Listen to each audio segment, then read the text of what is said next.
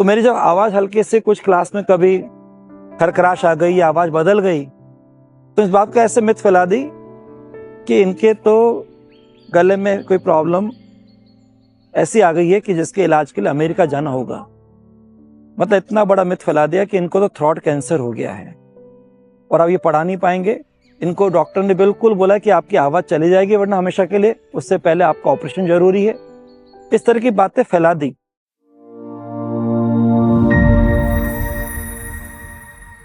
प्रिय साथियों, प्यारे बच्चों, तो अभी तक गजब एलन की अजब कहानी, एलन की स्ट्रगल हम्बल जर्नी के कह दीजिए 88 से लेके 95 यानी लगभग 7 साल हो चुके हैं। 88, 89 एक अगर ऐसे काउंट करें तो 95 तक 7 साल हो चुके हैं। और 7 साल में आपको मालूम पड़ा है कि एलन अभी 3 अपनी किराए की जगह पे चल रहा था और उसकी पहली ऑन बिल्डिंग गुरु कृपा, जहां उसका पहला सेशन 94-95 का हुआ। अब क्या हुआ साहब, जैसे हम अपनी ऑन बिल्डिंग में आ गए तो हमको सबसे पहले हमारी उधर की जगह जो कि बिल्कुल ईट एंड बल्लभबाड़ी अलग पड़ जाती है, 46 शॉपिंग सेंटर, उनको छोड़ना पड़ा। ईट एंड बल्लभबाड़ी तो हमने छोड़ ही दी, शॉपिंग सेंटर में हमने क्लासेस बंद कर दी। अब हमारी गुरु कृपा और थोड़ा सा 1A4 तलमंडी किला चौधरी लाइन, जिसमें थोड़ा बहुत काम, वहाँ पे कोई बच्चे रहते भी थे तो वहाँ भी क्लास रखते थे, लेकिन मेन क्लास अब केवल गुरु कृपा पर फोकस हो गई। अब यहाँ पर साहब आपके लास्ट टाइम मैंने हल्का सा बताया था, ground floor, first floor, second floor, और यहीं पे हमारा घर भी बना हुआ है। तो कुल मिला के यहाँ पे 4 क्लासरूम थे, एक ग्राउंड फ्लोर पे, एक फर्स्ट फ्लोर पे और 2 सेकंड फ्लोर पे, जहां पे भी मैं खड़ा हूं। जहां मैं खड़ा हूं ये जगह एक पतरे से पूरी कवर थी और पूरी अच्छी तपता पतरा था गर्मी में, और बहुत लपक के यहाँ पे गर्मी होती थी। लास्ट एपिसोड में आपको मैंने बताया कि जो पहला सेशन 94-95, बिल्डिंग का नाम ही गुरु कृपा, तो विशेष कृपा वो गुरु जी की कि 95 में फर्स्ट रैंक यहां से आपके एलन की आ गई। अब आगे बढ़ते हैं। आज जब फर्स्ट रैंक मेडिकल में राजस्थान पीएमटी में एलन की आ गई तो इसका बहुत गजब का असर पड़ा इंस्टीट्यूट पर, कोटा पर, विद्यार्थियों पर, मुझ पर। पहले बात करें इंस्टीट्यूट पर, क्योंकि रैंक आई थी फिजिक्स के कारण। मैंने आपको बताया था उस समय पेपर के चारों सब्जेक्ट एक साथ एक दिन नहीं होते थे, एक 4 दिन के ऑर्डर में पेपर होता था। पहले फिजिक्स का, फिर बॉटनी का, फिर केमिस्ट्री का, फिर जूलॉजी का। और पहला पेपर फिजिक्स, जिसमें 28 क्वेश्चन आउट ऑफ सिलेबस आए थे, तो फिजिक्स के कारण ही फर्स्ट रैंक आई थी। और जैसे कोटा से राजस्थान पीएमटी टॉप एलन ने कर दी और कारण था फिजिक्स, तो एलन एक तरह से टॉप इंस्टीट्यूट तो बन गया। उसका कारण भी क्या, फर्स्ट रैंक, और उसका कारण भी क्या, फिजिक्स। तो ये हो गया, एक मार्केट में बात स्थापित हो गई कि जिस इंस्टीट्यूट की फिजिक्स टॉप होगी वो इंस्टीट्यूट टॉप होगा, और वहीं से रैंक आ रही है। अब साहब जब ये बात राजस्थान में फैल गई, धौलपुर का बच्चा था तो राजस्थान की बात तो है ही, लेकिन खुशबू और फैली, तो अब कोटा पसंद बन गया बच्चों के, बाहर वाले के हिसाब से भी। बाहर वाले बच्चे भी अब कोटा आना ज्यादा चालू हो गए। अब सब केवल गुरु कृपा के अंदर 4 क्लासरूम, तो साहब यहां तो हमारे पास एकदम गजब का लोड आया बच्चों का। ऐसी आवक हो गई, ऐसी भीड़ आई कि साहब क्या करें, कैसे इन सब बच्चों को यहां पर हैंडल करें। अब यहां तो जैक चालू हो गए,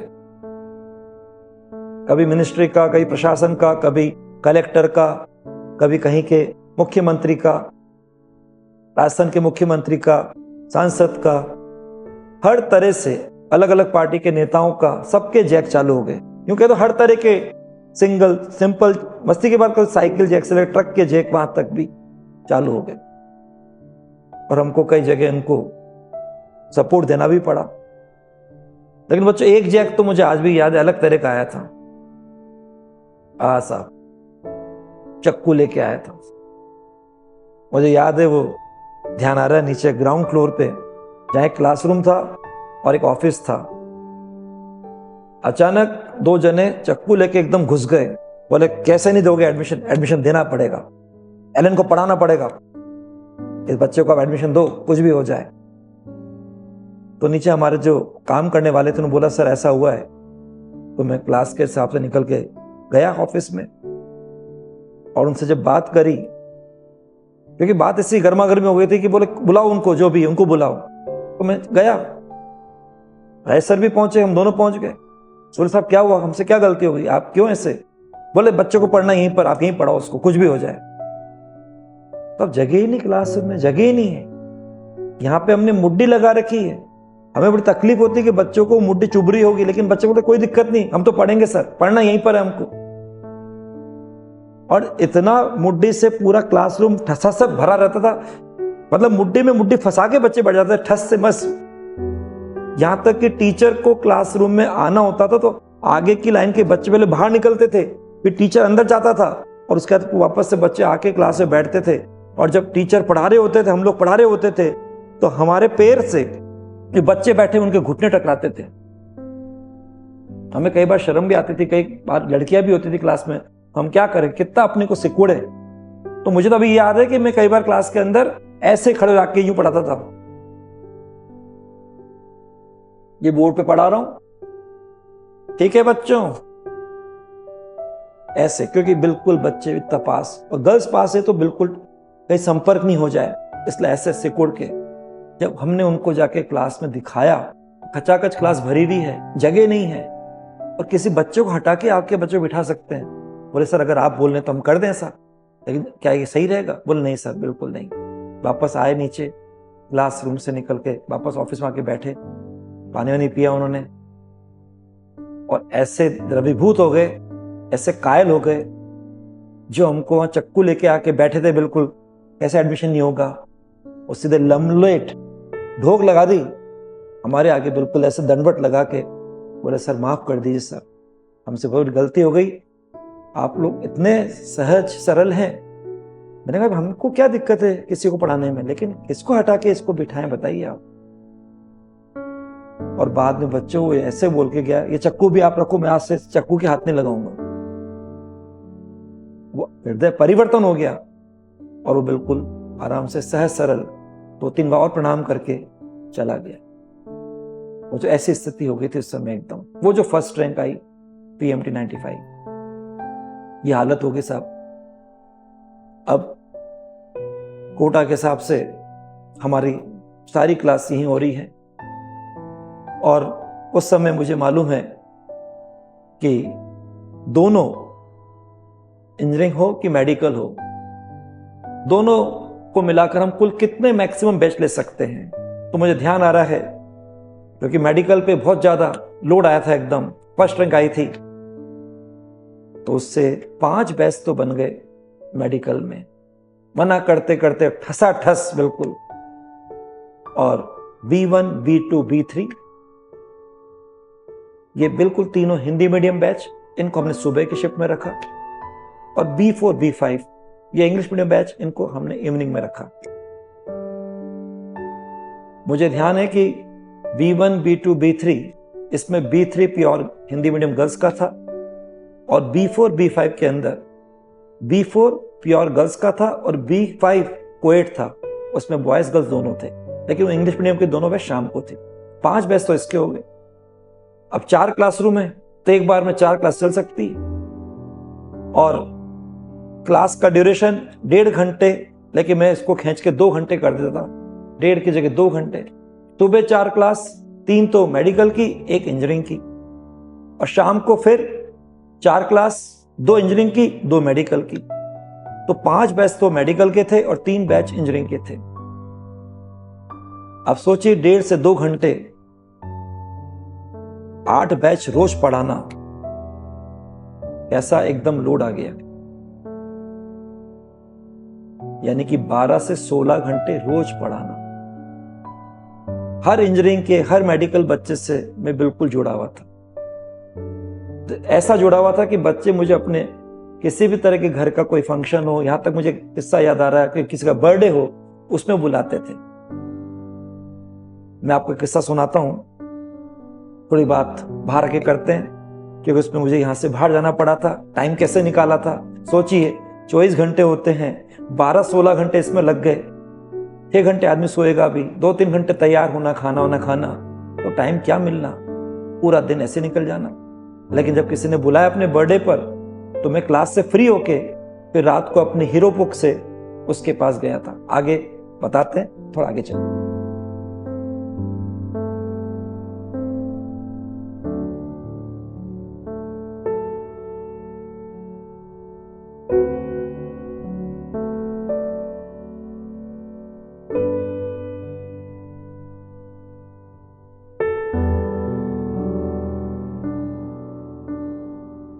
तो बच्चों, मैं आपसे कह रहा था, एक बच्चे ने अपने बर्थडे में बुलाया मेरे को, एड्रेस दे दिया, क्लासेस खत्म हो गई, तो उसके बाद ही मेरे को टाइम मिला और मैंने अपने यहाँ से उठाई हीरो पोक और निकल गया। उसने जो एड्रेस दिया था, चला गलियों में ढूंढता रहा, 1-1.25 घंटे घूमता रहा, लेकिन मुझे एड्रेस नहीं मिला। बड़े आपको ताज्जुब की बात होगी कि 4 भाई में मेरी जन्मभूमि ही कोटा है, लेकिन इतना लोड रहा पढ़ाने का कि कभी टाइम नहीं मिला कोटा घूमने का। कर्म भूमि कोटा है, जन्मभूमि कोटा है और अभी भी भूमि कोटा ही है। लेकिन अब ये देखिए, बच्चों से इतना जुड़ा हुआ था कि प्रयास करता रहा, कोशिश करता रहा। उसका जो गिफ्ट था अगले दिन उसको दे दिया, लेकिन उससे बोला, बेटा मैं 1.25 घंटे आपके घर को ढूंढता रहा, लेकिन मुझे एड्रेस नहीं मिला। उसको ताज्जुब भी हुआ कि सर आप कोटा के रहने वाले, आपको ये एड्रेस नहीं मालूम। मैंने, बेटा आज तक कोटा ढंग से नहीं घूमा। चलिए, बहुत ऐसे किस्से याद आते रहेंगे। अब ये इतना लोड आ गया था कि आपके 12 से 16 घंटे रोज पढ़ाना। अब इतना पढ़ाएंगे, इतना बोलेंगे, तो गले पे असर तो आएगा। कभी गले की आवाज हल्की से खराब होगी, खरखराश होगी, कभी आवाज थोड़ी सी चेंज होगी, फर्क पड़ेगा। लेकिन एलन का कोटा में ऐसा दबदबा हो गया रिजल्ट के बाद कि हर जगह से बस एक ही केवल पसंद हो गई बाहर के बच्चों की, कोटा मतलब एलन, और उसमें भी केवल कारण फिजिक्स। अब उस समय जो दूसरे इंस्टीट्यूट थे, उन्होंने एक मिथ फैला दी। उनको लगा यहाँ पे एलन पे टॉप तो क्या फिजिक्स है, और पढ़ा मैं रहा हूं ब्रिजेश सर।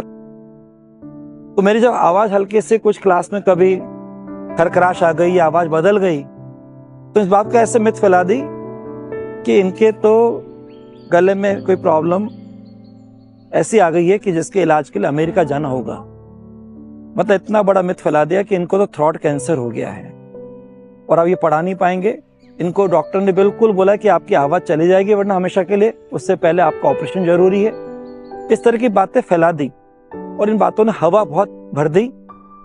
उसका असर ऐसा हुआ कि जो बच्चे आ रहे थे कि कोटा मतलब एलन, एलन मतलब फिजिक्स, और फिजिक्स मतलब अगर ब्रिजेश सर पढ़ा रहे हैं तो ही पढ़ना है, तो बात इतनी नेगेटिव फैल गई एलन के लिए कि अब ब्रिजेश सर तो कोटा के हिसाब से एलन में नहीं पढ़ाएंगे, उनको पढ़ाने के लिए मना कर दिया डॉक्टर ने। उनको तो ऑपरेशन के लिए अमेरिका जाना है। और उसका असर हुआ कि एलन पे बच्चों का आवक बिल्कुल बंद हो गई। मैं क्लास में पढ़ा रहा था, जब राय सर ने देखा, यार ब्रिजेश ये बात तो गलत हो गई, यहाँ तो बाहर लोगों ने ऐसे मिथ फैला दी है, तो तुम इसको देखो भी, संभालो, तुमको बैठना पड़ेगा एडमिशन के लिए, तुम कैसे भी टाइम निकालो, बात एलन की है, तुम्हें इसके लिए ध्यान देना होगा, तुम समय निकालो। तो फिर जब मैंने नीचे बैठना चालू किया ऑफिस में, और जो आके मुझसे मिले एडमिशन वाले, जिनको भी एडमिशन कराना था, मैंने खुल के आराम से बात करी, नॉर्मली जैसे सहज बात करते हैं। बोले सर आपके लिए सुना था कि आपके तो गले के हिसाब से आवाज बिल्कुल चली गई है, डॉक्टर ने मना कर दिया, आप क्लास पढ़ा ही नहीं सकते अब तो, और शायद आपके तो थ्रोट कैंसर है, आपको तो अमेरिका जाना पड़ेगा। मैंने सब बातें मिथ है, ऐसा कुछ नहीं है, इसलिए मैं यहाँ बैठ रहा हूँ। क्लासेस मुझे मालूम पड़ा, मैं तो आराम से क्लास ले रहा हूँ, मैं रोज 8 बैचेस पढ़ा रहा हूँ, लगभग 12-16 घंटे पढ़ा रहा हूँ, कोई दिक्कत नहीं, थोड़ी सी आवाज हो जाती।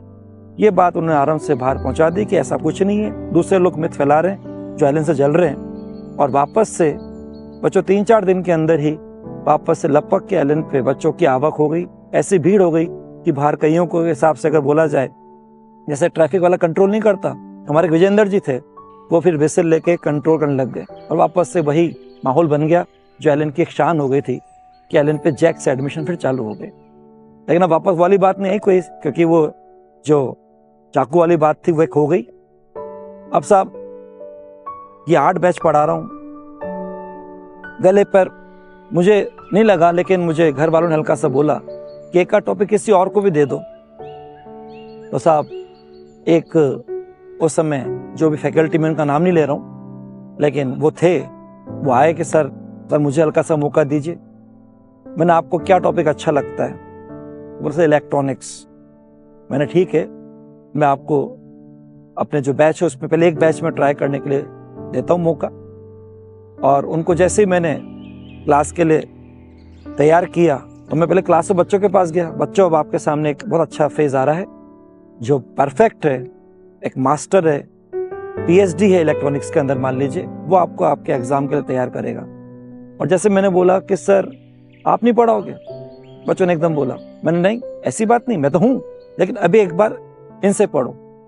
अब मुझे याद है जिन बच्चों को मैंने सबसे पहले बोला वो थे जो ज़्यादा मेरा कहना मानते थे या ज़्यादा बातें करते थे। मैंने कहा तुम एक बार पढ़ो तो बाकी बच्चे भी तैयार हो जाएंगे। तो मैंने सबसे पहले B1 में, और सुबह 2 बैच थे B3, उसमें बोला कि B1 में पढ़ो, फिर B3 में पढ़ो। B1 में बच्चे पढ़े, पढ़ते ब्रेक हुआ तो B3 बच्चों से बोले यार सर ने बंद कर दिया पढ़ाना, ये इलेक्ट्रॉनिक कोई पढ़ाने को आ गया। तो बोले हम तो आज ही क्लास से कोशिश करते हैं इनको भगाने की। तो B3 में जो गर्ल्स का बैच था हिंदी मीडियम, उन गर्ल्स ने वहाँ पे आपस से बात कर ली कि इनकी हुटिंग करनी, इनको यहाँ से भगाना है अपने को, अपन को तो विजय सर से पढ़ना है। अब आज मेरे को बच्चों से बात भी मालूम पड़ी, बच्चे जो कमेंट्स कर रहे हैं, और आज हमारी बच्चों के साथ एक ऑनलाइन मीटिंग भी हुई, तो बच्चों ने बताया उसमें एक मनीषा गुप्ता थी जो कि वास्तव में एलन के टेस्ट में फर्स्ट रैंक पे चल रही थी, लेकिन उसने बताया कि सर 12 के साथ तो मैं फिजिक्स से बहुत डरती थी, लेकिन जब आपने पढ़ाना चालू किया हमको यहाँ पे अपने कॉम्पिटिटिव एग्जाम के लिए, इतना आसान कर दिया फिजिक्स को। आपकी आदत थी किसी भी डिफिकल्ट क्वेश्चन बोलते लाते, कितना इजी था, देखो हो गया ना आराम से, कोई दिक्कत नहीं, स्माइलिंग फेस रखो, आराम से कोई भी रेस जीत जाओगे। तो हमको बहुत आसान लगता था, और प्रैक्टिकली फिजिक्स को जोड़ के आप पढ़ाते थे। तो वो जो आपका पढ़ाने का तरीका था वो क्या मालूम किसी में हो ना हो, इसलिए हमने मन में सोच लिया कि इनसे तो नहीं पढ़ना। फिर आप जब नहीं देखे चेहरे तो कोई और चेहरा आ गया, तो एक बार तो अटपटा लगा, लेकिन आपने बाहर से इशारा किया पढ़ो एक बार, तो हमने उस दिन तो आपका कहना माना, पढ़ना चालू कर दिया। लेकिन हमारी जब क्लास B3 से हम फ्री हुए तो हमने आपस में मीटिंग करी, यार अपन को इनको हटाना है, इनकी हुटिंग करनी है, और अपने को तो विजय सर से पढ़ना है। तो मनीषा बता रही थी कि सर हम MSc की बुक लेके आए और वहां से क्वेश्चन ढूंढ के उनको लाके देते, करके बताओ सर इसका जवाब दो, अटक जाते थे। फिर हम आपसे बोलते सर देखो अटक गए, तो मैंने क्या कर रहे हो, मैं बता देता हूँ, लेकिन आपको पढ़ना हो चलो उनसे पढ़ो। फिर आपने इतना जब कहा, और सर आप लोगों से हमारा इतना जुड़ाव था, लगाव था, आपका इतना अच्छा सहज सरल स्वभाव था, जब आपने कहा बेटा पढ़ो, तो हमने कहा चलो पढ़ते हैं। और जब दिल जोड़ा, मन जोड़ा, तो उनसे भी पढ़ना पसंद आ गया। तो बच्चों ये प्रयास रहता है कि कोई भी जना अगर आपका साथी बनकर उतर रहा है तो उसको हमेशा प्रमोट करो, उसको सपोर्ट करो, और बच्चों को समझाओ, क्योंकि बच्चे दिल के बड़े सच्चे होते हैं, मन के बड़े सच्चे होते हैं। हल्का समझाया तो बच्चे आराम से पढ़े। तो हमारे वो जो सर थे, जहाँ तो मैं नाम भी ले सकता हूँ, विजय दासवानी, उन्होंने एक टॉपिक इलेक्ट्रॉनिक्स पढ़ाया और बाकी फिजिक्स पूरी मैंने पढ़ाई। 8 बैच थे। अब जरा यहाँ देखें साहब, सिलसिला चल रहा है पढ़ाने के हिसाब से। वैष्णव सर अपने हिसाब से जूलॉजी बॉटनी पढ़ा रहे हैं, मैं फिजिक्स पढ़ा रहा हूँ एक टॉपिक इलेक्ट्रॉनिक्स छोड़कर, और सक्सेना सर पूरी केमिस्ट्री पढ़ा रहे हैं। और उधर इंजीनियरिंग भी चल रही है जहाँ भी फिजिक्स पढ़ानी है। अब यहाँ पे आ रही बात कि बच्चों की कई तरह की शरारतें जो होती है क्लास के अंदर। एक बार बच्चों ने ऐसे ही वैष्णव सर पढ़ा रहे थे, आज बता रहे थे बच्चे, मतलब मस्ती की बातें, मैंने याद करो कौन कौन सी बातें जो आपकी ऐसी चुलबुली बातें होंगी जो आज सुनते सबको हंसी आती होगी। तो बायो के अंदर ऐसे ही सर ने बोला होगा थोड़ा सा ये ब्रेस्ट, तो एक लड़के ने पूछा, मैं नाम नहीं बताऊंगा, उसने तो नाम भी बताया था आज, कि सुन रहा अगर देखेगा तो वो बोले सर मैंने आपको बताया था, आप मेरा नाम क्यों ऐसे उछाल रहे हो, इसलिए नाम नहीं बताऊंगा कि सर ब्रेस्ट क्या होता है। तो वैष्णव सर ने बहुत सहज सरल ऐसा जवाब दिया जो आज हम डॉक्टर बन गए हैं, ऐसा कह रहा था वो आज। तो हमको हंसी भी आ रही कि हमने ऐसा क्वेश्चन क्यों पूछा। बोले जैसे मेल में चेस्ट होता है ऐसे फीमेल में ब्रेस्ट होता है चेस्ट की जगह, ये समझ लो। तो उनका जवाब बहुत हाजिर जवाब लगा। और कई बातें ऐसी थी, एक बार हमने ऐसे ही पूछ लिया वैष्णव सर से कि सर हर का बायोलॉजिकल नेम बताते हो, एक कचौरी का नाम क्या होगा। उन्होंने मस्ती से जवाब दिया, अननोना डिफिकल्ट था। तो कई बातें ऐसी याद आ रही। कुछ बच्चों ने ऐसा बताया कि आपका सर एक नेचर था कि आप हमेशा सुबह, जो आपकी क्लास हमेशा फर्स्ट फिजिक्स की होती थी, तो उसमें आप पहले आके आधा घंटे बैठ जाते थे। और फिर हमारा ये भी था कि कोई सीटिंग अरेंजमेंट पक्का नहीं था, तो हर को आगे की सीट का मुड्डी पे बैठना है। तो हम कहीं से भी आते थे, लेकिन हमारा प्रयास था कि हमें 5:30 तक यहाँ पहुंचना है। अब सर्दी का टाइम, कड़कड़ाती सर्दी। अब 2 गर्ल्स स्टेशन से आती थी, लूना से। उन्होंने बोला हम इतनी दूर से स्टेशन से आते थे, पर हमको मालूम है उस समय तो ये जो शीला चौधरी लाइन है पूरा जंगल था, धक धक चलती, कैसे भी तेरे बस पहुंच जाए, ऐसा लगे जंगल से निकल रहे हैं और वहां पहुंच जाए क्लास के साथ। और हमको मालूम है वहां पहुंचते तो पहले से पूरी मुड्डियां कवर हो चुकी है, कईयों के अपने अपने रजिस्टर कॉपी रख दिए गए हैं। इस कारण हमको लास्ट में जगह मिलती थी, लेकिन फिर भी हमारा प्रयास होता था कि कभी तो आगे की सीट मिल जाए। लेकिन आपके क्लास में सर पहले से सबकी सीट बुक हो जाती थी, और आप खुद नीचे हमको उसमें मिलते थे कि आप बच्चों को डाउट बता रहे हो। अब वो जो आपका तरीका था, तो आपसे हमने एक बार पूछ लिया कि सर कोई ऐसा मिलता ही नहीं हमको कभी भी कि आप शुरू की पहली क्लास से और आप पहले से बाहर आधा घंटे बैठे हुए हो, 20 मिनट बैठे हो, कि आप सर ऐसे क्यों बैठ जाते हो? तो मैंने कहा बेटा सीधी सी बात है, कल के टॉपिक के बाद आगे मैं आज पढ़ाऊंगा।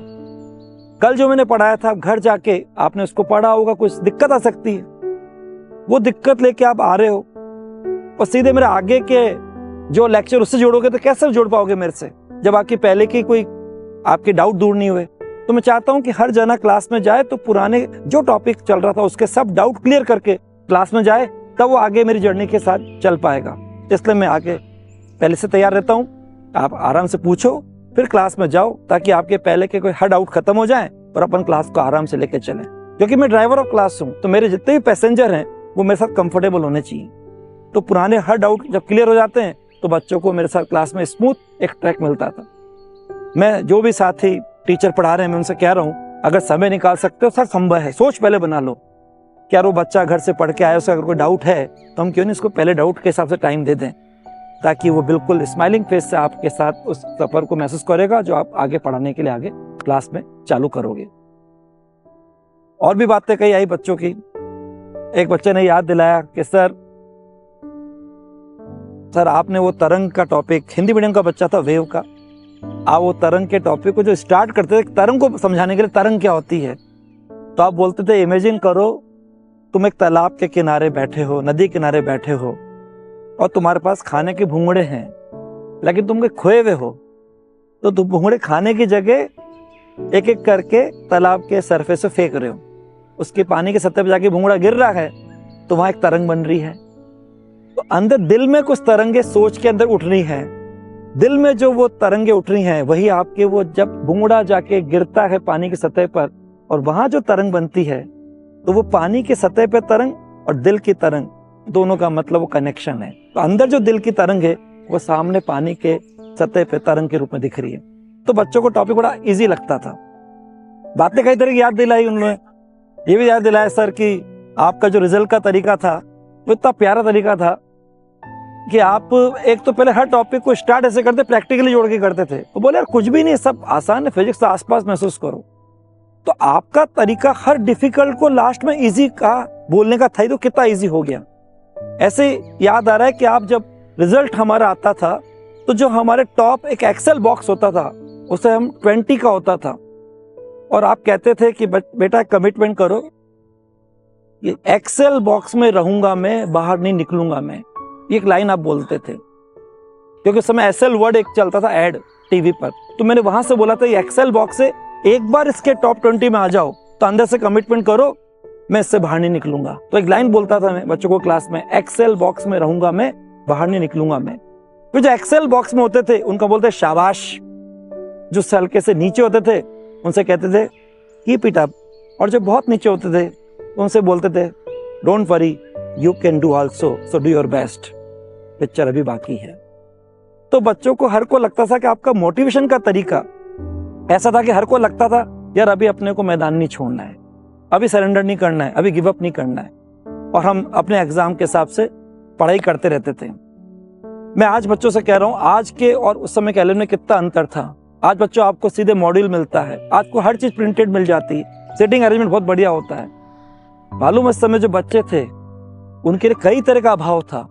उनको मालूम है मुड्डी पे बैठना है, मुड्डी चुभरी होगी, लेकिन मैं बोलता था उस मुड्डी की चुभन को महसूस मत करो, बोर्ड पे जो समझा रहा हूँ और जो लिखा रहा हूँ, क्योंकि नोट्स खुद को लिखने पड़ते थे, तो कहीं चूक मत जाना। इसलिए पूरा ध्यान अर्जुन की तरह, जैसे एक चिड़िया की आंख पर होता है, मछली की आंख पर होता है, वैसे पूरा ध्यान फोकस करके रखो ताकि कोई शब्द चूक ना जाओ। और पहले बस समझो, फिर आराम से सोचो और लिखो, या फिर मैं डिक्टेट करूंगा, लेकिन कहीं चूक मत जाना। तो बच्चों खुद को नोट्स बनाने पड़ते थे, मुड्डे टस से बस फंसे रहते थे, बच्चे भी उसके अंदर ढसे रहते थे, और कम से कम 5.5-6 घंटे लगातार उन मुड्डियों पे बैठना पड़ता था। और गर्मी के मौसम सोचिए क्या पसीने आते थे, और आवाज के चक्कर में कई बार तो बच्चे क्लास का पंखा बंद करते थे, फिर तो ऊपर से नीचे पसीना कहाँ से कहाँ जा रहा है मालूम नहीं पड़ता, लेकिन ऐसे डूब के पढ़ते थे, क्योंकि उस समय बच्चों का जो भाव था, ऐसा स्वभाव था टीचर का, हम लोगों का ऐसा लगाव था, ऐसा जुड़ाव था कि अभाव भी महसूस नहीं होता था। ये बहुत बड़ी बात है। आजकल के बच्चे बस हर चीज मिलती है, खटाखट मिलनी चाहिए, लेकिन उस समय बच्चे खुद अपने आप तैयारी करते थे। कई बातें आज बच्चों ने बताई। आज भी जो ये 96 का सेशन लेके चल रहा हूँ, अभी जो बात कर रहा हूँ, ये बच्चे अपनी अपनी बात बता रहे कैसे। अभी आज एक बच्चे ने बात बताई, उसका नाम डॉक्टर सीमा, और उसने तो अपनी ऐसी बात बताई कि आपको सुन के ताज्जुब करोगे। उसने कहा कि सर उस समय 96 में फिजिक्स के कारण मेरा सिलेक्शन हुआ और जूलॉजी बहुत गजब की टफ आई, और आज मेरी बेटी ने भी इस बार नीट का एग्जाम दिया है 2022 का, इसमें भी इस बार फिजिक्स बहुत आसान और जूलॉजी बहुत टफ आई। तो मुझे लगा मेरी इमेज बिल्कुल रिपीट हो रही है। मुझे अपना सिलेक्शन 96 का याद आ गया। वहां तो फिजिक्स का सिलेक्शन ही मेरा जो आपने पढ़ाया उससे मेरा मेडिकल का सिलेक्शन हुआ, फिजिक्स के कारण सिलेक्शन हुआ। लेकिन मुझे ध्यान है कि मैंने अपने उस समय 96 के बाद उसे अपनी जर्नी बताई, और तरह की बातें बच्चों ने बताई। कुछ बच्चों ने ये बात भी करी कि सर अभी भी याद है सर्दी की कड़कड़ाती सर्दी, जहां हाथों हाथ सूझता नहीं था, लेकिन मालूम है क्लास में टाइम से जल्दी पहुंचना था, आगे आगे बैठने का पूरा प्रयास करना था, हर बार होड़ा चलते इस बार आगे बैठेंगे, और उसके हिसाब से वहां से निकलते थे। सर्दी में जनवरी सोचिए, दिसंबर का लास्ट सोचिए, उसमें निकलते थे 5:30 निकलते, जब अंधेरा होता था यहाँ पहुंचते थे। पहुंचते जब पहुंच जाते तो मालूम पड़ा अब हाथ को हाथ सूझ ही नहीं रहा, अब हाथ से पेन पकड़ लिखना भी चालू करना है। तो पहले तो वहां को स्टार्ट करने में दिक्कत आ रही थी, अब ये हाथों को पेन पकड़ के लिखने में स्टार्ट करने में दिक्कत आ रही है। तो जो साइलेंसर गर्म हो जाता था उसी से हाथ को सेकते थे, हाथ में गड़बड़ आती थी, हाथ तैयार हो जाता था, और फिर पेन पकड़ के वर्किंग के हिसाब से हाथ से लिखकर आराम से क्लास में पढ़ाई चालू करते थे। बच्चों ने याद दिलाया सर, वो दिन आज भी नहीं भूले। और अभी खास बात यह है कि इन सब बच्चों ने एक बात बोली कि एलन की पढ़ाई तो बहुत जगह मिल जाती है, लेकिन एलन का जो केयरिंग का एटमॉस्फेयर है और फिर एक सबसे अच्छा देता है कंपटीशन का माहौल, वो एलन जैसा कहीं नहीं होता। इसलिए बच्चों ने, मैं ये तारीफ नहीं कर रहा हूँ, जो बच्चों ने बोला है आज मैंने उनसे बात करी, क्योंकि एक लंबा सफर है। जो बच्चे इस समय डॉक्टर बनकर प्रैक्टिस कर करके अब तो उनकी खुद के बच्चे एलन पर पढ़ रहे हैं, और अभी मैंने एग्जाम्पल दिया, एक तो अभी सेलेक्ट हुए हैं। और भी बच्चों का ऐसा केस चल रहा है। कोई बच्चा इस समय नोएडा है जो उस समय 96 में निकला, कोई इस समय SMS जयपुर है, और अधिकांश लोग इस समय कोटा है। मैंने एक बार ऐसे ही पूछा मनीषा गुप्ता से, यार मनीषा तुम तो फर्स्ट रैंक चलती, तुम्हारी रैंक क्या आई, और तुमने ऑल इंडिया PMT नहीं दी? तो उसने इतना प्यारा जवाब दिया, सर कोटा में ही रहना था इसलिए दिया ही नहीं हमने एग्जाम ऑल इंडिया PMT का। हाँ, लेकिन मेरी गर्ल्स के हिसाब से रैंक आई थी 36, और वैसे ओवरऑल आई थी 130। अब यहाँ पे मैं बोलूँ एक खास बात, उस समय राजस्थान PMT के अंदर 33% कोटा गर्ल्स का होता था, इसलिए 2 रिजल्ट बनते थे गर्ल्स के, एक ओवरऑल रैंक और एक गर्ल्स कैटेगरी रैंक। तो जो गर्ल्स कैटेगरी रैंक से आती थी बच्चियां, उनको काउंसलिंग में हमेशा ऐसे लेते थे कि 2 बॉयज उसके बाद 1 गर्ल, फिर 2 बॉयज उसके बाद 1 गर्ल, ऐसे काउंसलिंग की जाती थी। तो हर गर्ल की 2 रैंक होती थी, एक अपनी कैटेगरी की रैंक और एक अपनी जनरल रैंक। जैसे मैं आपको बताऊं कि हमारे लिए 96 का जो रिजल्ट था उसमें top in 10 2 girls in top 10 girls category में थे। मुझे याद आ रहा है सेकंड रैंक पे ऋतु अग्रवाल थी। ऐसे ही 3 इन टॉप 10 आपके ओवरऑल बॉयज के हिसाब से थे, जिसमें रैंक थी 4, 7 एंड 10। वापस फर्स्ट रैंक नहीं आई थी। देखो फर्स्ट रैंक बहुत सेंसिटिव होती है। 95 में फर्स्ट रैंक आई थी, और उस समय जब 95 फर्स्ट रैंक आई थी ना, तो अगर रिजल्ट बोले तो टॉप 10 में फर्स्ट रैंक ही अकेली सिंगल, और 10 के अंदर कोई रैंक नहीं थी। उसके बाद रैंक थी 12th रैंक पे था राधा वल्लभ गुप्ता, 13 पे दिनेश चंद्र गुप्ता, 15 पे दीपक बाधवा।